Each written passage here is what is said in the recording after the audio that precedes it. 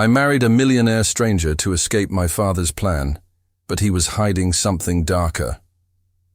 The rain hammered against the floor-to-ceiling windows of the penthouse, like thousands of tiny fists demanding entry. Inside, beneath the cold glow of recessed lighting, Nathaniel Cross stood motionless, a crystal tumbler of bourbon forgotten in his hand.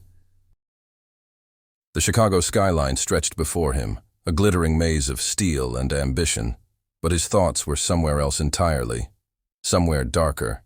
3 years ago, he'd believed in forever. 3 years ago, he'd been a fool. Victoria, even her name left a bitter taste now. She'd played her role perfectly. The devoted girlfriend, the supportive partner, the woman who understood his world. Until the afternoon he'd walked into their lakefront condo unannounced and found her tangled in the sheets with Richard Blackwell, his most ruthless business rival. Every whispered promise had been a calculation, every tender moment, a transaction. She'd used him to climb, then discarded him when a better ladder appeared. Love, Nathaniel had concluded that day, was the most expensive mistake a man could make, and he refused to make it twice. But the elite social circles of Chicago had other plans. They wouldn't let a 32-year-old real estate mogul hide behind boardroom doors forever. Which is how he found himself at the Peninsula Hotel's annual winter gala, surrounded by the city's wealthiest and most influential triage, nursing his bourbon and counting the minutes until he could escape. None still brooding. I see. The voice belonged to Carter Reynolds, his oldest friend from their Northwestern University days. Carter appeared beside him, champagne flute in hand, his expression equal parts amusement and concern. Nathaniel didn't bother looking at him. I'm networking. You're sulking. Carter followed Nathaniel's gaze across the ballroom, then grinned. Though if you're going to stare at someone all evening, you picked an interesting target. Across the marble expanse, near the orchestra platform, a woman commanded attention without seeming to try. Her auburn hair caught the chandelier light, and her emerald eyes held a spark of defiance that cut through the room's practiced elegance. She wore a black dress that probably cost more than most people's cars, but she wore it with the carelessness of someone who'd never had to think about money. Everything about her posture screamed privilege and rebellion in equal measure. That's Charlotte Bennett, Carter continued, his tone shifting to something more calculating. The Bennett pharmaceutical heiress. Or should I say, the Bennett family scandal. Nathaniel finally turned to look at his friend. I don't follow gossip. This isn't gossip. It's Chicago legend. Daughter ran wild after her mother died 5 years ago. Father remarried within a year to a woman half his age, and Charlotte's been making headlines ever since. Club arrests, reckless driving, photographed on 3 different yachts in one summer. The tabloids call her the Wild Rose of Michigan Avenue. Nathaniel watched as Charlotte laughed at something her companion said, her head thrown back, completely unconcerned with the whispers following her everywhere. There was something magnetic about her carelessness, something that spoke of wounds hidden beneath bravado. Carter's voice dropped lower, taking on a tone Nathaniel recognized from their more reckless college days. Well, I'll bet you $5 million you can't tame her. Nathaniel's attention snapped back to his friend. What? You heard me. $5 million says you can't turn Charlotte Bennett into a respectable society wife in 6 months. Carter's eyes glinted with challenge. Unless you're admitting you're not as untouchable as you pretend to be. It was manipulation, pure and simple. Carter knew exactly which buttons to press. Nathaniel's competitive streak had built his empire, but it had also gotten him into trouble more than once. Still, he couldn't quite bring himself to walk away from the provocation. That's insane. Is it? Or are you just afraid you'll lose? Carter raised his glass. Think about it. You're convinced love is just another transaction anyway. Prove it. Turn the city's most notorious wild child into someone who could grace a magazine cover with you. Show everyone that feelings don't matter. Only control does. Nathaniel looked back at Charlotte. She'd moved now, standing alone by the window, her fingers tracing patterns on the cold glass. For just a moment, her mask slipped, and he saw something else in her expression. Loneliness, the same kind he'd been carrying for 3 years. 6 months, he heard himself say, and when I win, you'll publicly admit you were wrong. Carter's grin widened. Deal. They shook hands, sealing a wager that would change everything. Across the ballroom, Charlotte Bennett felt the weight of someone's stare. She'd grown used to it over the years, the judgment, the fascination, the mixture of desire and disgust. She'd become exactly what they expected, the reckless heiress, the cautionary tale, the girl who had everything and threw it all away.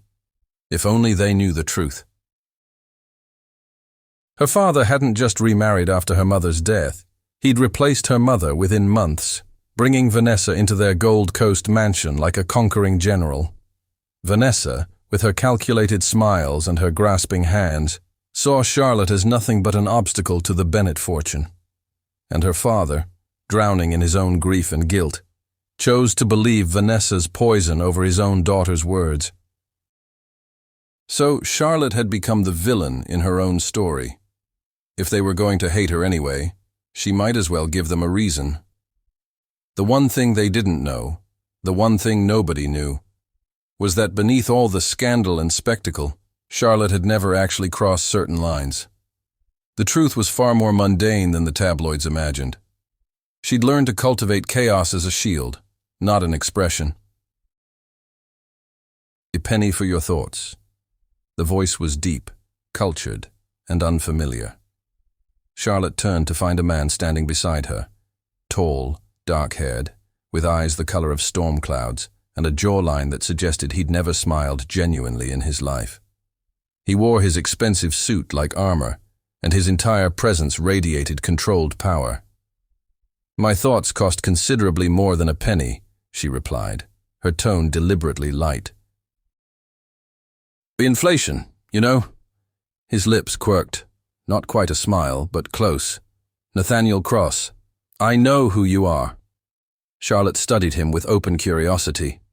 The real estate king of Chicago. The man who buys buildings the way other people buy coffee. What brings you to my corner of the ballroom, Mr. Cross? Looking to purchase the view. Actually, I was hoping to purchase your time. Charlotte raised an eyebrow.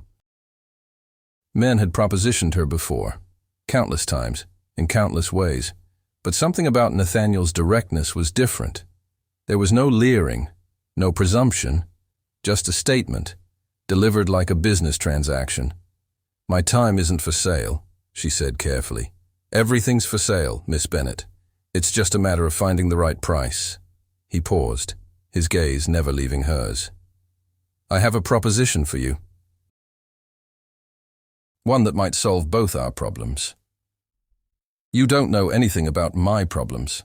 I know your father is planning to marry you off to Gerald Hutchinson. Charlotte's blood ran cold. Gerald Hutchinson was 63 years old, recently divorced for the 3rd time, and had made his fortune in ways that attracted federal investigation every few years. Her father and Vanessa had been dropping hints about the beneficial match for months, but hearing it stated so bluntly by a stranger made it real in a way she'd been avoiding. How do you know that? I know a lot of things. Nathaniel took a step closer, lowering his voice. I know you're looking for an escape, and I'm offering you one. Marry me instead. Charlotte laughed, but it came out harsh. You're insane. We've known each other for 3 minutes. 6 months. Nathaniel continued, as if she hadn't spoken. A marriage contract. 6 months where you play the role of my wife, attend the necessary functions, maintain the proper image. In return, you get distance from your father, freedom from Hutchinson, and at the end of our arrangement, enough money to ensure you never have to depend on anyone again. Why would you possibly want that?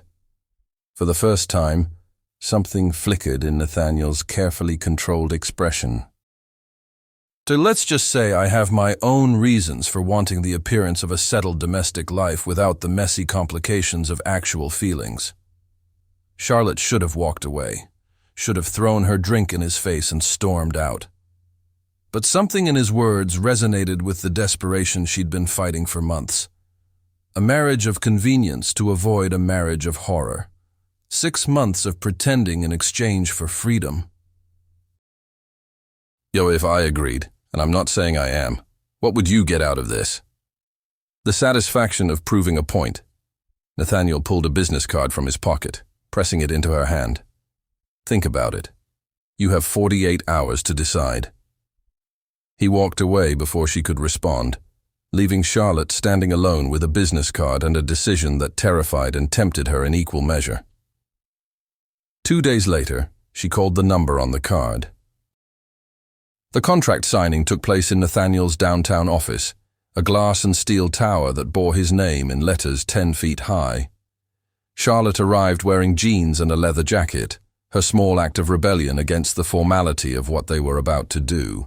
Nathaniel's lawyer, a severe woman named Patricia Keene, laid out the terms with clinical precision: 6-month marriage, separate bedrooms, public displays of affection as needed for appearances, financial compensation of $10 million at the conclusion of the arrangement, provided all terms were met, immediate dissolution afterward, with ironclad non-disclosure agreements on both sides. "This is the coldest thing I've ever read," Charlotte muttered, flipping through the pages. "And I once read my father's prenup with Vanessa. It's designed to protect both parties," Patricia said without emotion. "Romance is a liability in legal documents." Charlotte looked at Nathaniel, who sat across the conference table with the same unreadable expression he'd worn at the gala. "You really don't believe in love at all, do you?" "I believe in contracts. They're more reliable." He slid a pen across the table. "But if you're having second thoughts, now's the time to walk away. Once you sign, we're committed to seeing this through." Charlotte thought about Gerald Hutchinson, about her father's indifference, about Vanessa's triumphant smile every time Charlotte's latest scandal hit the news. She thought about 5 more years of being trapped in a life she hadn't chosen, playing a role she despised. Then she picked up the pen and signed her name. "When's the wedding?" she asked, her voice steadier than she felt. 2 weeks. The Waldorf Astoria. I've already hired the planners."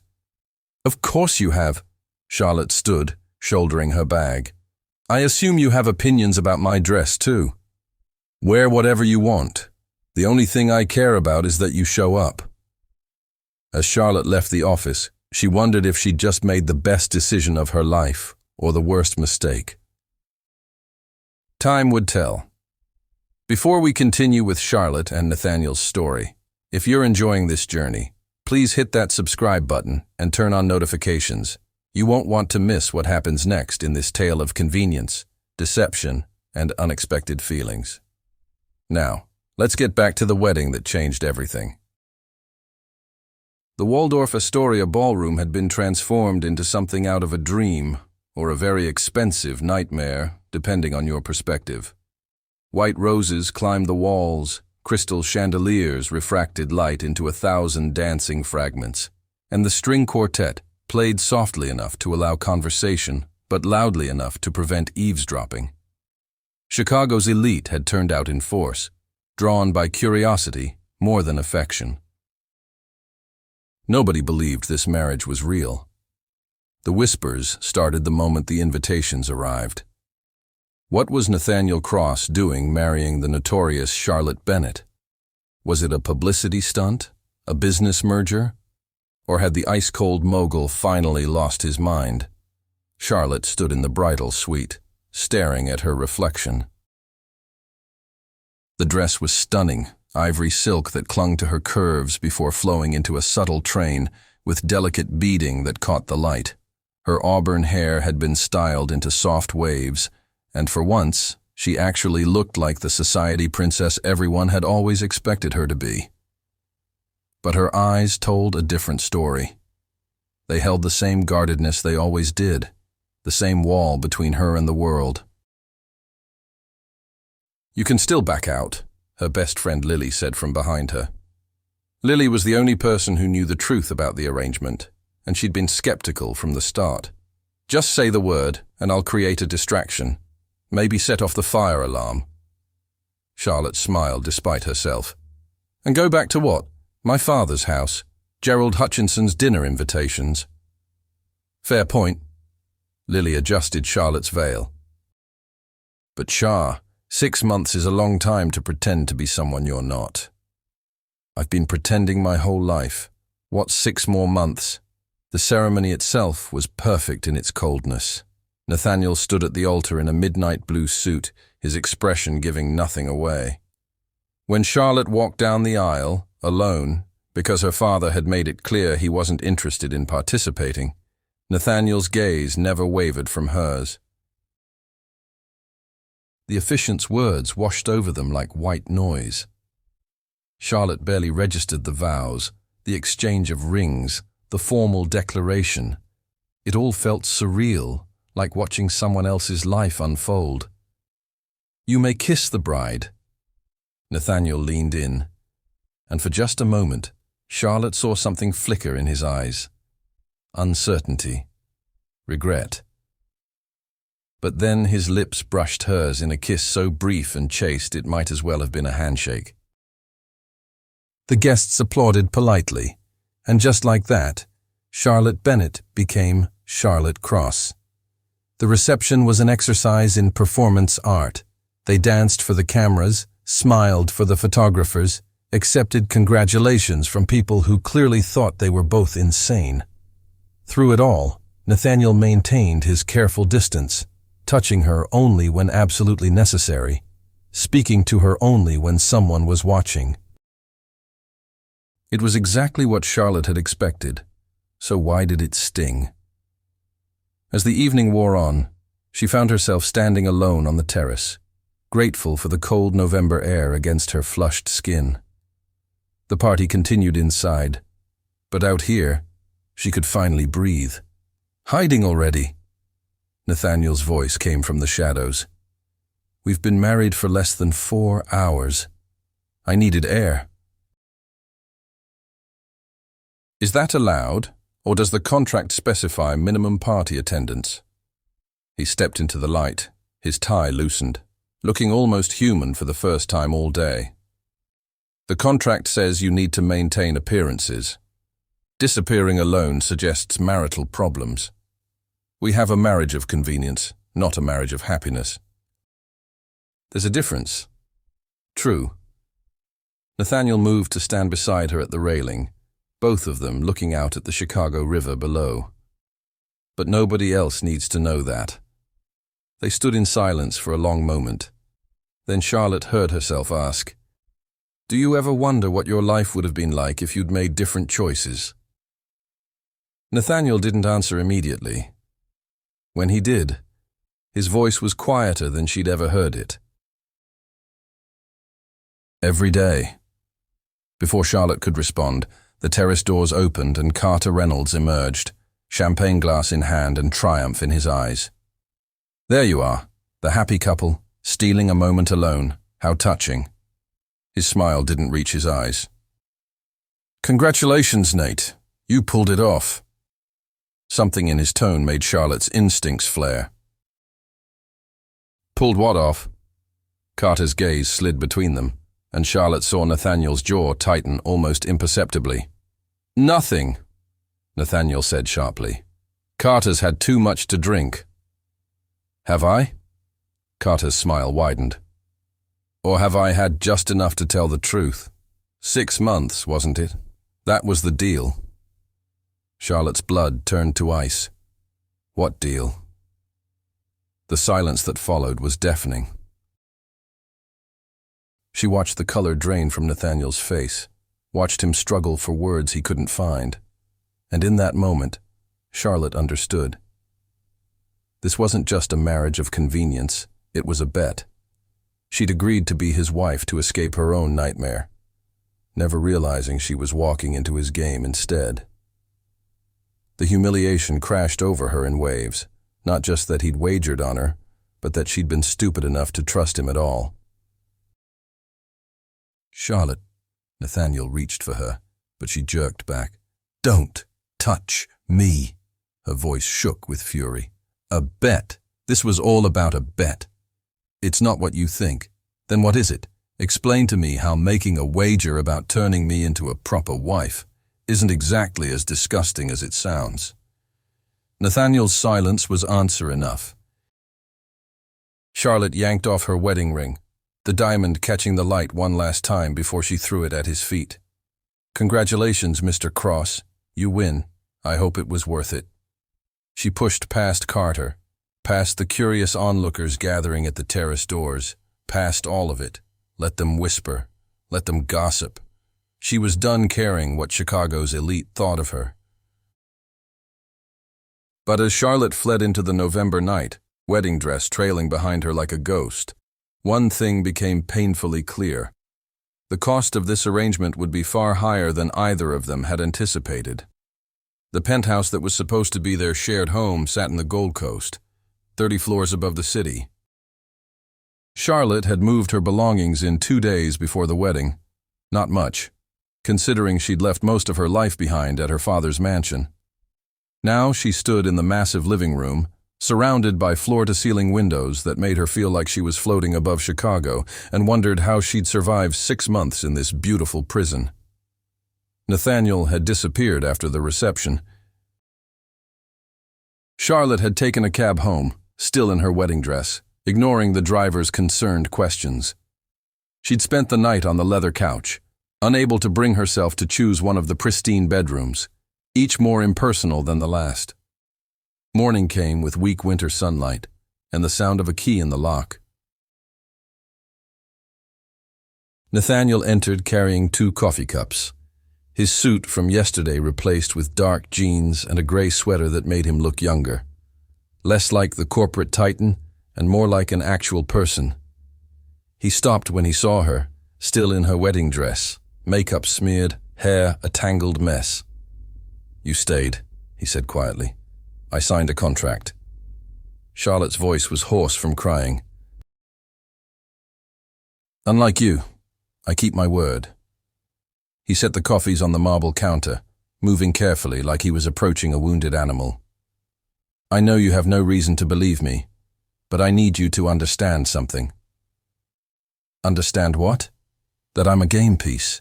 That you gambled on whether you could manipulate me into being someone else. Oh, I understand perfectly. That's not... Nathaniel ran his hand through his hair, frustration and something else flickering across his face.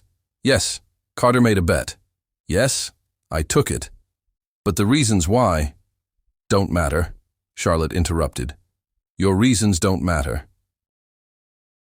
The fact that you saw me as something to be won, to be tamed, to be fixed, that's all that matters. You're right. Charlotte had prepared for arguments, for justifications, for all the ways he might try to gaslight her into accepting his behavior. She hadn't prepared for capitulation. Nathaniel moved closer, his storm-gray eyes meeting hers with something that might have been shame. You're absolutely right. What I did was cruel and calculated and everything you think it is. I treated you like a project instead of a person, and I don't have any excuse that makes that acceptable. Then why did you do it? He was quiet for a long moment, warring with himself. Finally, 3 years ago, someone I loved used me, used my money, my connections, my feelings. She made me believe we had something real, and then I found her in bed with my competitor. Every word she'd ever said to me was a lie, every moment a transaction, and I swore I'd never let anyone make me that vulnerable again. Charlotte watched him, her anger still burning, but something else creeping in at the edges. Understanding, maybe, or recognition of shared pain. So you decided to prove you could do the same thing, she said. Use someone, make them into what you wanted. Show everyone that feelings don't matter. Yes. The admission came out raw. I wanted to prove I was in control, that I could manipulate someone else before they manipulated me. I wanted... He stopped, swallowed hard. I wanted to prove love was just another transaction, that I hadn't been weak for believing in it, and I was convenient. Charlotte's voice cracked, despite her efforts to stay strong. The perfect target. Already wild, already scandalous. If you could fix me, you'd prove your point. That's what I told myself. Nathaniel took another step forward. But Charlotte, from the moment you walked into my office to sign that contract, nothing went the way I expected. You weren't what I thought you'd be. What was I supposed to be? Shallow, careless, empty. He shook his head. But you're not. You're brilliant and complex and stronger than anyone I've ever met. Every assumption I made about you was wrong. Charlotte wanted to stay angry, wanted to hold on to her fury like armor, but she was so tired. Tired of being misunderstood, tired of being judged, tired of fighting. The contract says 6 months, she heard herself say. I'll give you that because I need the escape it provides. But don't expect me to make this easy for you. Don't expect me to forgive you, and don't ever expect me to believe anything you say. Something that might have been pain crossed Nathaniel's face, but he nodded. Understood. He left one of the coffee cups on the counter and retreated to his bedroom, leaving Charlotte alone with her thoughts and the ruins of whatever foolish hope she'd let herself feel. The Chicago Tribune's headline the next morning read, "Cross-Bennett Wedding, Love Match or Business Deal," accompanied by photos of Charlotte fleeing the reception and Nathaniel standing alone on the terrace. The article speculated wildly about the state of their marriage. Charlotte read it over breakfast, alone in the enormous kitchen, and laughed bitterly. If only they knew how right they were. The first month of their arrangement was an exercise in cold professionalism. They maintained separate schedules, separate lives, only intersecting when public appearances demanded it. Charity galas, business dinners, a carefully staged photo shoot for Chicago magazine that made Charlotte want to scream. Through it all, Nathaniel remained carefully distant, never pushing, never demanding anything beyond what the contract required. If anything, he seemed to be trying to give her as much space as possible within the confines of their agreement. Charlotte told herself she appreciated it, told herself she was glad for the boundaries. But late at night, lying alone in her designer bedroom, she couldn't shake the feeling that something was shifting inside her. The anger was still there, would probably always be there, but underneath it, curiosity was growing. Who was Nathaniel Cross, really? Not the corporate titan or the cold manipulator, but the man underneath all that armor. She started paying attention to the small things. The way he always made extra coffee in the morning, leaving a cup for her even though they weren't speaking. The stack of architectural magazines that appeared on the living room table, her favorite design publication, which she'd mentioned exactly once in passing. The way the housekeeper, Mrs. Chen, spoke about him with genuine warmth rather than fearful respect. Mr. Cross helped my daughter get into college, Mrs. Chen mentioned one afternoon while Charlotte was sketching by the window. Paid her tuition, set up a scholarship fund. He didn't want anyone to know, but she told me everything. Charlotte looked up from her drawing. He did. Oh yes, and he's done the same for half the staff's children. Covers medical bills too, when there's trouble. He acts so cold, but he has the biggest heart. Mrs. Chen smiled. Kind of like someone else I know. The comment stuck with Charlotte long after Mrs. Chen left. She'd spent so long being angry at Nathaniel, rightfully so, that she hadn't considered there might be more to him than the bet and the cruelty. That evening, she did something she'd been avoiding for weeks. She went looking for information about Victoria, the woman who'd broken Nathaniel's heart. What she found made her stomach turn, article after article about Victoria's relationship with Richard Blackwell, Nathaniel's rival, photos of them together, dating back to when Victoria was supposedly committed to Nathaniel. Evidence that suggested the relationship had been calculated from the start. Victoria getting close to Nathaniel specifically to access his business plans, his contacts, his vulnerabilities. She'd destroyed him deliberately, methodically, Because it benefited her career.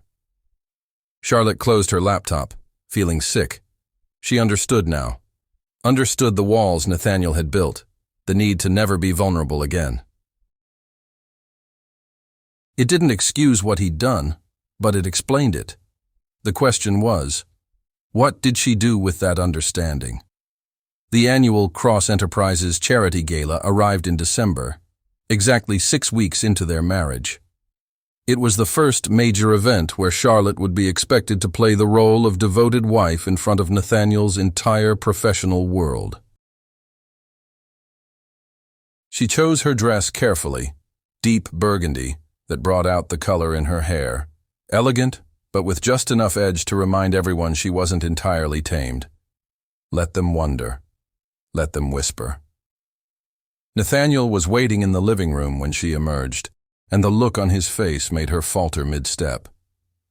He stared at her like she'd stolen his breath, his usual composure cracking just enough for her to see genuine awe beneath.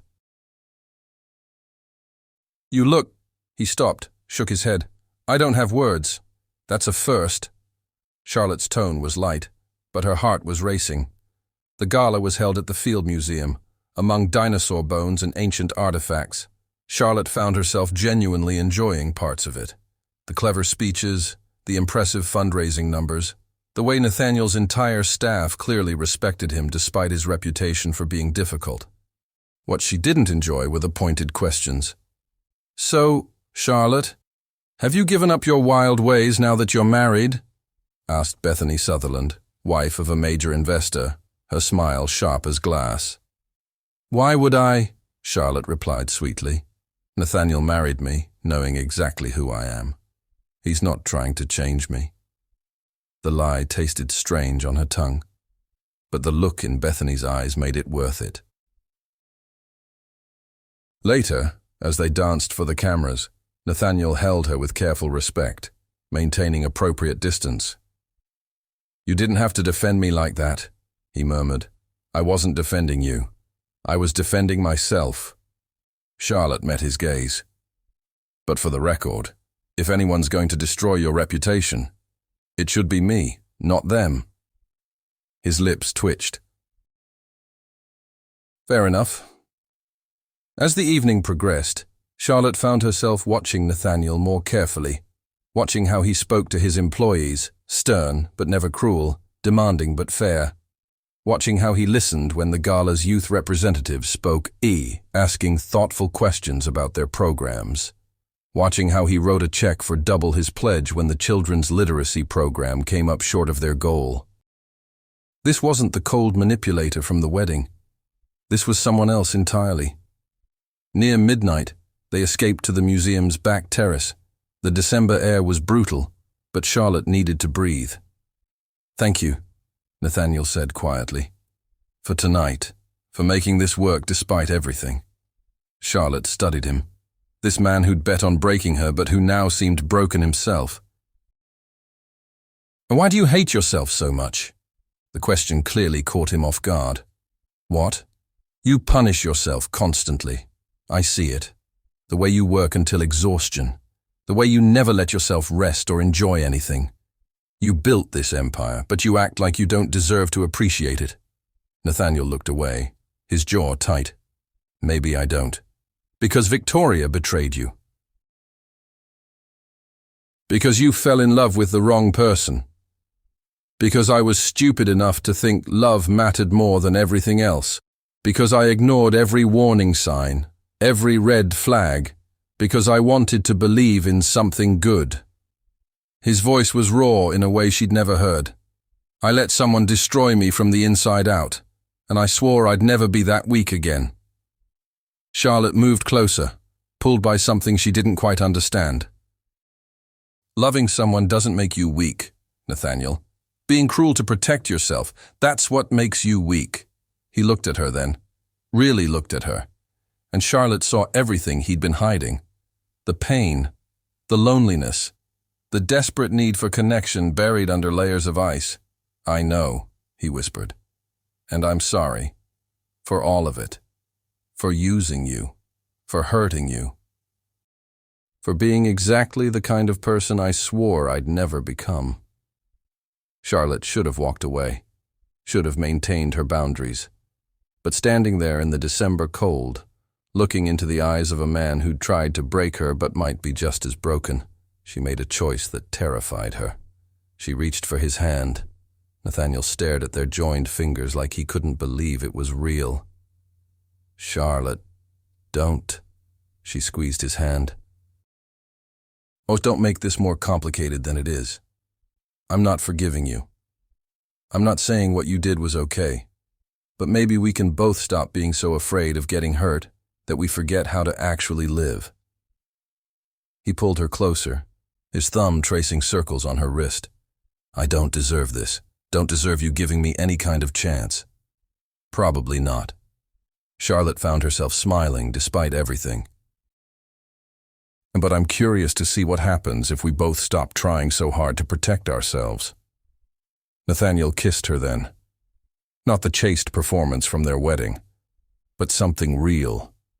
Something that tasted like possibility and fear and hope, all tangled together. Charlotte kissed him back, her free hand fisting in his jacket, pulling him closer despite every warning voice in her head.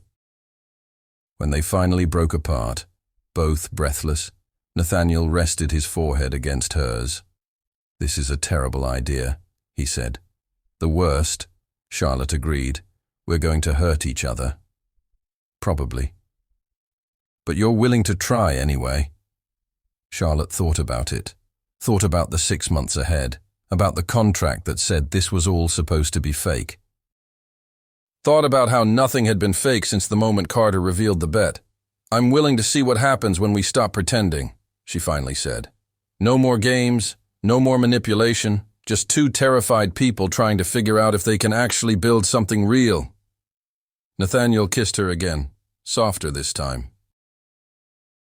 "I can work with that." They stayed on the terrace until the cold drove them inside, hands linked, neither quite willing to let go. And Charlotte realized that somewhere between the fury and the hurt and the understanding, she'd started to care about Nathaniel Cross in ways that had nothing to do with their contract. It should have terrified her. Instead, it felt like finally coming home. If you're invested in Charlotte and Nathaniel's journey from revenge to something real, make sure you're subscribed to the channel so you don't miss what happens next, because things are about to get a lot more complicated. Now, back to our story. The shift in their relationship was subtle but unmistakable. They started having breakfast together, actual conversations instead of cold silence. Nathaniel began coming home earlier, often finding Charlotte in his study, surrounded by papers and sketching designs for the community center project she'd quietly been funding through her mother's trust. "What's this?" he asked one evening, looking over her shoulder at the detailed architectural plans spread across his desk. Charlotte didn't look up. "A community center for the South Side, arts programs, job training, childcare. I've been working on it for 2 years, but I kept the funding anonymous because I didn't want my father knowing."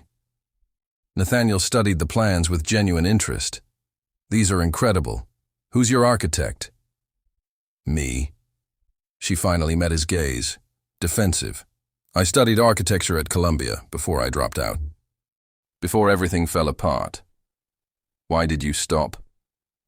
"Because my mother died and my father remarried, and suddenly my whole life was about being the perfect Bennett heiress instead of who I actually wanted to be." Charlotte's voice was bitter. "Vanessa made it very clear that my artistic hobbies were embarrassing the family."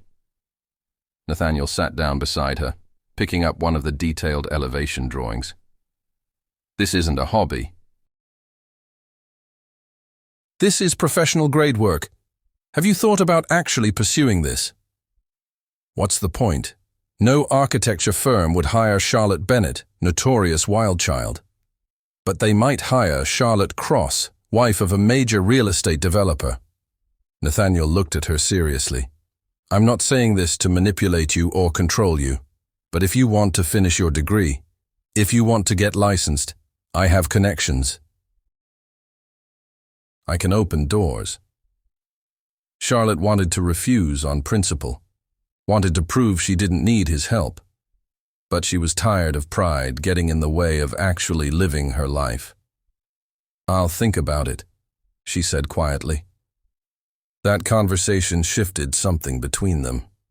They started sharing more, not just surface details, but actual pieces of themselves.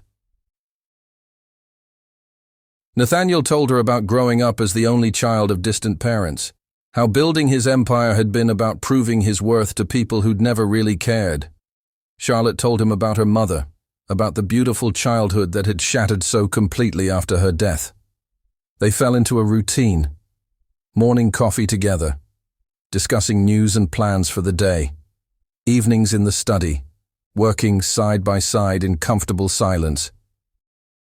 Late nights, talking about everything and nothing, slowly demolishing the walls they'd built around themselves, and gradually, terrifyingly, Charlotte realized she was falling in love with her husband. It wasn't the dramatic, sweeping romance of movies. It was quiet and steady, built in the space between words, in the way Nathaniel remembered how she took her coffee, in the way he defended her to his business associates without her having to ask. It was in the way he encouraged her dreams and pushed her to be better, while never trying to change who she fundamentally was. But just as Charlotte was beginning to believe in the possibility of something real, the past came crashing back. Victoria appeared like a ghost from a nightmare. She'd been working with Richard Blackwell to destabilize Nathaniel's company from within. For months, they'd been quietly buying up shares through shell corporations, positioning themselves for a hostile takeover, while simultaneously spreading rumors that would damage investor confidence. The news broke on a frigid January morning. Charlotte was in the kitchen making breakfast when Nathaniel's phone started ringing incessantly. She watched his face drain of color as he answered, listened, then immediately began making calls. "What's wrong?" she asked when he finally hung up. "Richard Blackwell just announced he's acquired 30% of Cross Enterprises stock. He's calling for a vote to remove me as CEO. Nathaniel's voice was tight with controlled fury. "And Victoria's his partner in this. They've been planning it for months." Charlotte's blood ran cold. "What does that mean?" "It means if I can't secure more support from the board, I lose the company my family built. Everything I've worked for." He ran his hand through his hair, the gesture revealing how rattled he was. "The vote is in 2 weeks. What can I do?" Nathaniel looked at her with something close to wonder. "You still want to help? After everything?" "You're my husband," Charlotte said simply. "But real or not, we're in this together now." The next 2 weeks were brutal. Nathaniel worked around the clock, meeting with investors, calling in favors, fighting to save his company. Charlotte stood beside him at every event, played her role perfectly, and used her own connections in ways that surprised both of them. But Victoria wasn't done. She began spreading carefully crafted rumors, hints that Nathaniel's marriage was a sham, that Charlotte was still the wild child everyone thought she was, that Nathaniel was unstable and unfit to lead. The tabloids ate it up, publishing increasingly salacious stories about their supposedly crumbling relationship. One afternoon, Charlotte returned to the penthouse to find her stepmother sitting in the living room, a satisfied smile on her face. "What are you doing here?" Charlotte demanded. Vanessa pulled out a thick envelope, identical to the one she'd shown Charlotte months ago at her father's mansion. "I thought you should see these, before you make an even bigger fool of yourself." Inside were photographs, Nathaniel and Victoria at an upscale restaurant, their heads close together, her hand on his arm. They looked intimate, familiar, like lovers reuniting. Charlotte's heart clenched painfully. "These were taken last week," Vanessa said smoothly. "While you were so busy playing the devoted wife, your husband was rekindling things with his ex. Men like Nathaniel Cross don't change, darling. They use people and discard them, just like he's using you now." "Get out!" Charlotte's voice shook, but she refused to let Vanessa see her cry. "I'm just trying to protect you. Get out of my home." Now, After Vanessa left, Charlotte sat alone with the photographs, her mind racing. The timing was suspicious. Too perfect, too convenient. But the images were clear. Nathaniel had met with Victoria without telling her. Why? When Nathaniel came home that night, exhausted and stressed, Charlotte was waiting. "I need you to tell me the truth," she said, laying the photographs on the table. "Are you back with Victoria?" Nathaniel stared at the pictures, his jaw tightening. "Where did you get these?" "My stepmother, but that's not an answer." "Yes, I met with Victoria." He met her gaze steadily. "She contacted me claiming she had information about Richard's takeover strategy. I should have told you, but I didn't want you to worry about something that turned out to be nothing. Nothing. You're having secret meetings with your ex-girlfriend who's actively trying to destroy your company. And it's nothing. Charlotte, you have to trust me. Trust you." The words exploded out of her. "You married me because of a bet. You manipulated me into this arrangement. How am I supposed to trust anything you say? Because despite everything, despite all my mistakes, I've never lied to you." Nathaniel's voice rose to match hers. "Yes, I met with Victoria. Yes, I should have told you. But nothing happened. She wanted to dangle information in front of me, play mind games, and I shut her down. Charlotte wanted to believe him. But the photographs, combined with Vanessa's poisonous words and her own lingering insecurities, made it impossible to think clearly. "I need space," she said finally. "I need to think." She grabbed her coat and keys, ignoring Nathaniel's protests. She drove aimlessly through Chicago's winter streets, eventually finding herself at the site of her community center project. The construction had begun 2 weeks ago, funded by her mother's inheritance. Sitting in her car, watching snow fall on the skeletal frame of the building, Charlotte realized she'd reached a crossroads. She could believe the worst about Nathaniel, let her fears and past wounds dictate her future. Or she could choose to trust him, despite the risk. Her phone buzzed with a text from an unknown number. She opened it to find more photographs, different angles of Nathaniel and Victoria's meeting, but these showed the full context. Victoria leaning in aggressively while Nathaniel pulled back. Nathaniel standing to leave. Victoria's angry expression as he walked away. The message read, "Thought you should see the full story. Vanessa paid the photographer to only give you the compromising shots. Lily." Charlotte's hands trembled. Her best friend had been investigating, trying to protect her, and Vanessa had manipulated her, just like she'd been manipulating Charlotte for years. She turned the car around and drove home. Nathaniel was still in the living room, sitting in the dark, his head in his hands. He looked up when she entered, his expression guarded and heartbreakingly vulnerable. "I'm sorry," Charlotte said. "I should have trusted you. I should have asked for the full story before jumping to conclusions." Nathaniel stood slowly. "You had every reason not to trust me. Maybe. But I'm choosing to trust you anyway." She moved closer, holding up her phone to show him the complete photographs. "Vanessa set me up. She's been working with Victoria, probably from the beginning." As Nathaniel looked at the evidence, his expression hardened. "They're trying to break us apart. Make you doubt me so I'm isolated when the board vote happens. Then we need to stop playing defense." Charlotte's mind was already racing. "We need to go on offense." Over the next week, Charlotte and Nathaniel worked together in ways they never had before. Charlotte used her social connections to gather information, discovering that several board members had been bribed or threatened by Richard Blackwell. Nathaniel used his business acumen to expose the financial irregularities in Richard's Shell Corporation purchases. But their biggest discovery came from an unexpected source. Mrs. Chen, the housekeeper, mentioned that her nephew worked in Richard Blackwell's office and had overheard something troubling. "He said Mr. Blackwell was bragging about using inside information from Mr. Cross's company," Mrs. Chen told them nervously. Information that could only have come from someone who had access to confidential files. Charlotte and Nathaniel exchanged glances.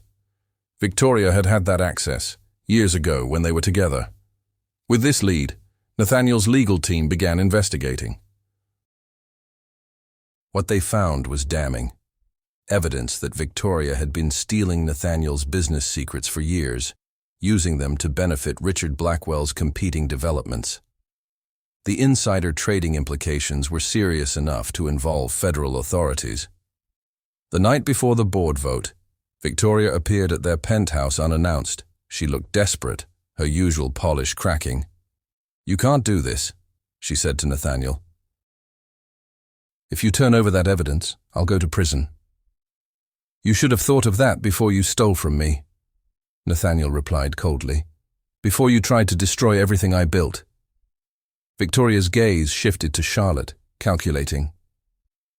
"Did he tell you about the bet, about how he only married you to prove a point?" "He told me everything," Charlotte said calmly. "And unlike you, he actually felt remorse. He apologized. He tried to make things right. You're naive if you think he actually loves you. Nathaniel Cross doesn't love anyone but himself." Charlotte moved to stand beside Nathaniel, taking his hand. "You're wrong. But more importantly, I don't need your validation or approval. You're nothing to us anymore." The board vote the next day was decisive. With the evidence of Victoria and Richard's illegal activities made public, the shareholders rallied behind Nathaniel.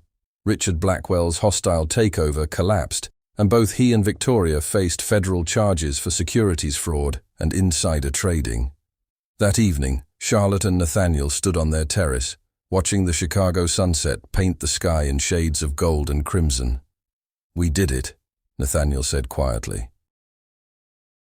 "We actually survived. More than survived." Charlotte leaned against him, feeling his arm come around her shoulders. "We won. Together." He turned to face her fully. "Charlotte, I know our marriage started as a contract. I know I hurt you and manipulated you and did everything wrong. But somewhere along the way, this became real for me. You became real. And I don't want to lose that when our 6 months are up." Charlotte's heart raced. "What are you saying?" "I'm saying, I love you, not because of a bet, not because it's convenient. I love you because you're brave and brilliant, and you see through all my defenses. I love you because you make me want to be better. I love you because life without you sounds unbearably empty." Tears pricked Charlotte's eyes. "Our 6 months aren't even up yet." "I know. But I couldn't wait anymore. I needed you to know." He cupped her face gently. You don't have to say anything back. I'm not expecting." Charlotte kissed him, cutting off his words. When she pulled back, she was smiling through her tears. "I love you too, you impossible man, and I want to stay married to you, but not because of a contract, because you're my partner and my home and the person I want to build a life with." Nathaniel kissed her again, deeper this time, pouring 3 months of fear and hope and love into it. When they finally broke apart, both breathless, he rested his forehead against hers. "So we're doing this. For real." "For real," Charlotte confirmed. "No more games, no more pretending, just us, figuring it out together." "I can work with that." They stayed on the terrace until the stars came out, talking about the future for the first time without the shadow of their contract hanging over them.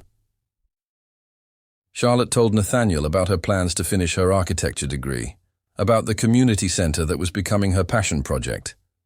Nathaniel talked about restructuring cross-enterprises to focus more on sustainable development and affordable housing.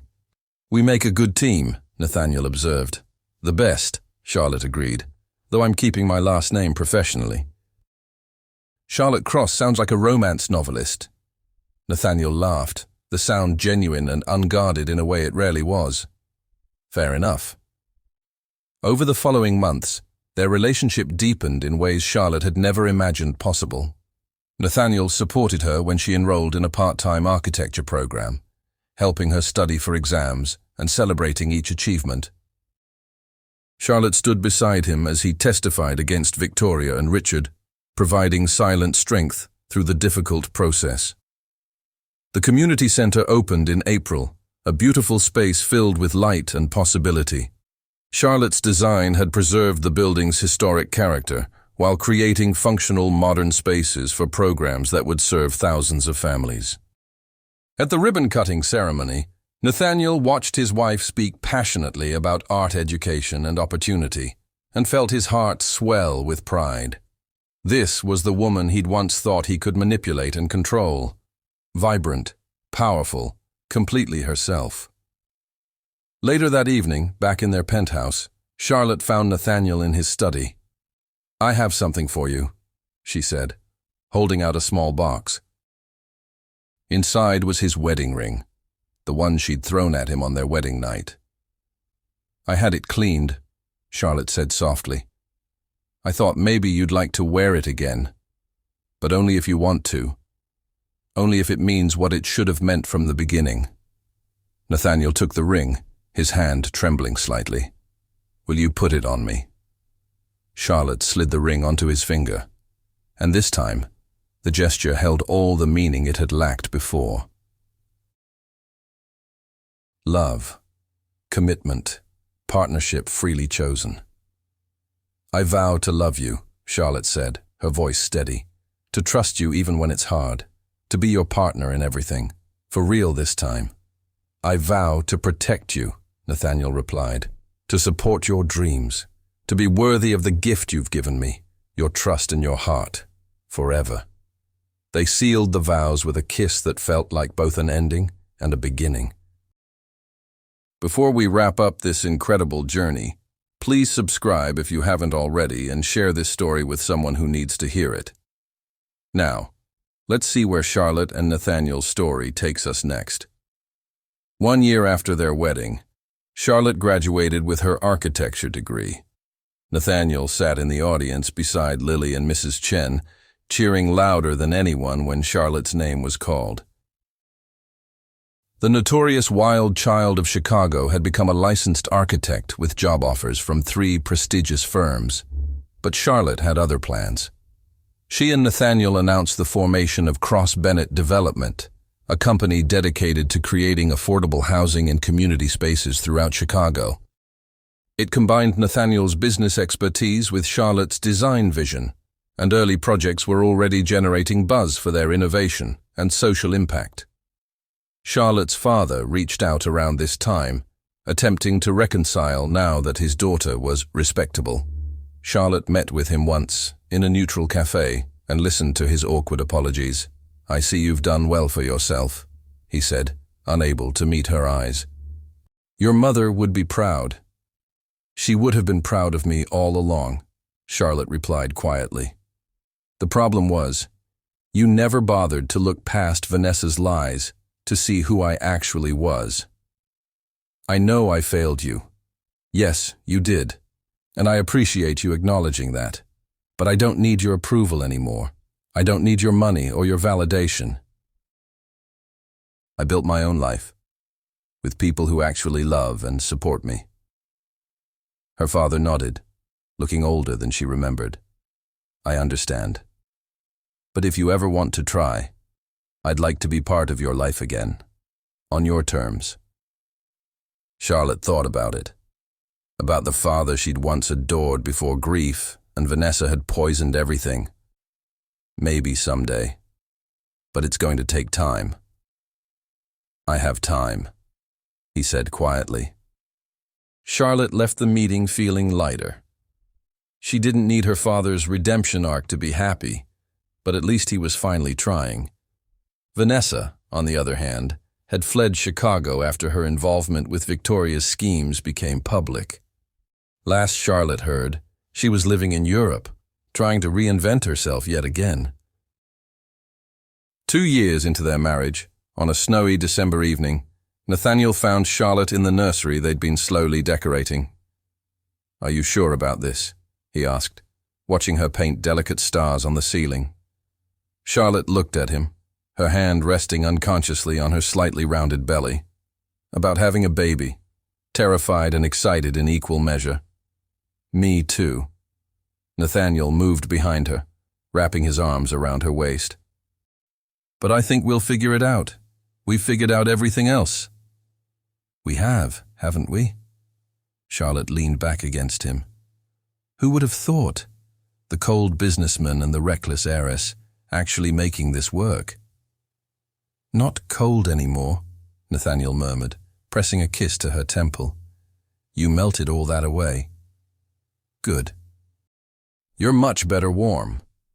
Their daughter was born in June, a tiny, perfect creature with Nathaniel's eyes and Charlotte's fierce spirit. They named her Grace, after Charlotte's mother, and watching Nathaniel hold their newborn with such tender care, Charlotte felt her heart expand in ways she hadn't known were possible. The community center had expanded to 3 locations by then, each one designed by Charlotte and funded partially by Cross-Bennett Development. They'd created scholarships, after-school programs, and job training initiatives that were changing lives across the city. At the grand opening of the 3rd center, a journalist asked Charlotte about her journey from tabloid headline to respected architect and philanthropist. I think people forgot I was always more than the stories they told about me, Charlotte replied thoughtfully. The difference now is, I stopped letting other people's narratives define who I was. I started living my truth instead of performing for an audience. And your marriage to Nathaniel Cross? There were rumors it started as an arrangement. Charlotte glanced at Nathaniel, who was across the room talking with community leaders, Grace asleep against his shoulder.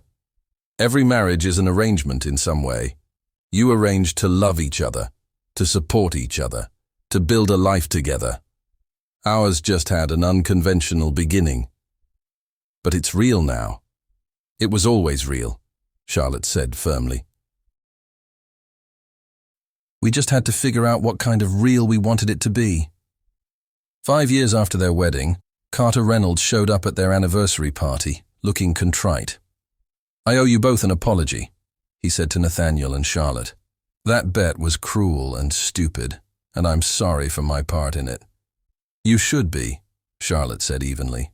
You treated me like I was less than human. I know. I was dealing with my own issues, my own cynicism about relationships, and I took it out on both of you. Carter looked genuinely remorseful. For what it's worth, watching you two actually make it work has changed my perspective on a lot of things. Nathaniel studied his old friend. We appreciate the apology, but you understand it doesn't erase what happened. I do. I just wanted you to know I've spent 5 years regretting it. Carter pulled out a check.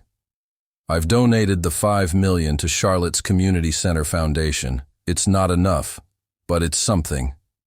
Charlotte took the check, surprised. Thank you. This will help a lot of families. After Carter left, Nathaniel pulled Charlotte close. Are you okay? Yeah. Charlotte rested her head on his chest. I am. Because none of it matters anymore. The bet, the manipulation, the hurt. We took something ugly and turned it into something beautiful. We did, didn't we? They danced together as the party continued around them, moving to music only they could hear. Grace toddled around with Lily's help, her delighted laughter filling the room. Friends and colleagues mingled, celebrating not just an anniversary, but the genuine love story that had grown from such rocky ground. Later that night, after the guests had gone and Grace was asleep, Charlotte and Nathaniel stood on their terrace overlooking the city that had witnessed their entire journey. Do you ever think about what would have happened if you'd never made that bet? Charlotte asked. Nathaniel considered it. We probably never would have met. I'd still be frozen in my tower. You'd still be trapped in your father's mansion. We'd both be miserable in different ways. So maybe the bet was necessary. Maybe we needed that push, however wrong it was to find each other. Or maybe we would have found each other eventually, in a better way. Nathaniel turned to face her. Well, I'll spend the rest of my life grateful we're together, but I'll also always regret how we started. The thing about beginnings, Charlotte said, reaching up to cup his face, is that they don't define the whole story. What matters is where we are now and where we're going. And where are we going, Mrs. Cross? Charlotte smiled, the same defiant, joyful smile that had first caught his attention 5 years ago. Everywhere. We're going everywhere together. They kissed as the Chicago skyline sparkled behind them. Two people who'd started as strangers in a cruel game and become partners in the truest sense. Their story wasn't perfect. It was messy and complicated and full of mistakes, but it was theirs, built on honesty and forgiveness and the daily choice to love each other despite everything. And that, Charlotte thought as Nathaniel held her close, was the most beautiful thing of all. Years continued to pass. Cross-Bennett Development grew into one of the most respected firms in Chicago, known for innovative designs that prioritized community needs. Charlotte became a sought-after architect, speaking at conferences about sustainable urban development. Nathaniel shifted more of his focus to philanthropy, using his business acumen to maximize the impact of their charitable work. They had 2 more children, a son named James and another daughter named Rose. The penthouse that had once felt like a cold prison became a warm home filled with laughter, art supplies, and the beautiful chaos of family life. Charlotte never completely escaped her past reputation, but she learned to wear it differently. When people brought up her wild years, she talked openly about grief and loss and the masks people wear to protect themselves. She became an advocate for young women struggling with family pressure and social expectations, speaking honestly about her journey. Nathaniel, for his part, learned to be vulnerable. He still worked hard, but he also made time for soccer games and bedtime stories. He learned that strength wasn't about walls, but about letting people in. And he made sure his children grew up knowing they were loved for exactly who they were, not who they might become. On their 10th anniversary, they renewed their vows in a small ceremony with just family and close friends. This time, every word was genuine. This time, there were no contracts or conditions, just promises freely made and gladly kept. I love you, Nathaniel said, his voice thick with emotion. I loved you when I was too scared to admit it. I love you now, standing here with our beautiful family, and I'll love you every day for the rest of our lives. I love you, Charlotte replied, tears streaming down her face. You're my partner, my home, my everything. Thank you for giving us both a second chance. They sealed their renewed vows with a kiss, surrounded by everyone who mattered, and Charlotte felt the last, lingering shadow of that original bet finally dissolve. They'd transformed something cruel into something sacred. They'd chosen each other again and again, until the choice became as natural as breathing. The party lasted late into the night. Grace, now 10, gave a toast that made everyone cry. James, at 7, performed a magic trick that went hilariously wrong. 5-year-old Rose fell asleep on the dance floor, too stubborn to admit she was tired. As Nathaniel carried Rose to bed and Charlotte followed with their boys, she thought about the girl she'd been 10 years ago, angry, hurt, so desperate to escape that she'd agreed to marry a stranger. That girl could never have imagined this life, this love, this bone-deep contentment. What are you thinking? Nathaniel asked later, after the children were asleep and they were alone. That I'm grateful, Charlotte said simply. For all of it, even the painful parts, because they brought us here. Nathaniel pulled her close, and they stood in the doorway of their children's room, watching their babies sleep. 3 small humans who existed because 2 broken people had dared to heal together. No more wages, Nathaniel murmured. No more games, Charlotte agreed. Just us. Forever. Forever, Charlotte echoed. And standing there in the soft darkness, surrounded by the life they'd built from the ashes of their worst moments, both of them knew they'd finally found what they'd been searching for all along. Not perfection, not a fairy tale, but something real and true and entirely their own. Love. Thank you for joining us on Charlotte and Nathaniel's journey from deception to devotion, from a cruel wager to genuine love. If this story moved you, please subscribe to our channel and share it with someone who needs a reminder that people can change, that love can grow in unexpected places, and that our beginnings don't have to define our endings. We'd love to hear your thoughts in the comments below. What part of their story resonated most with you? Until next time, remember that the best stories are the ones we write ourselves, one brave choice at a time.